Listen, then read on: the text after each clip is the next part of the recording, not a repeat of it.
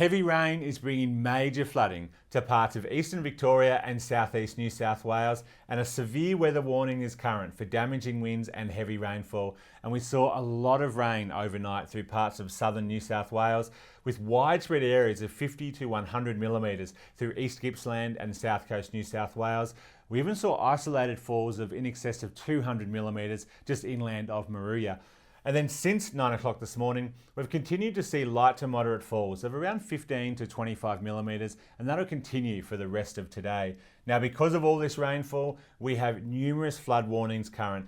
Of particular concern are the Snowy River, where we've got major flooding expected along there. So residents and communities along this river need to pay close attention to the latest forecasts and warnings there. And we're going to see a fair bit more rain in this area, but the good news is the threat of the heavy rainfall is likely to move towards central parts of New South Wales later today.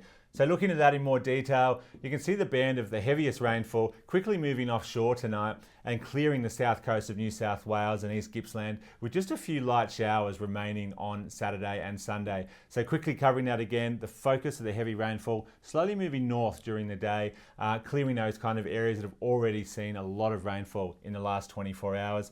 And a bit of closer look at that, we can see widespread 25 to 50 millimetres, mostly falling today from the south coast up towards the central coast of New South Wales. Now, it's not only rainfall that we have to worry about here, we've also got a hazardous surf warning for parts of the south coast of New South Wales.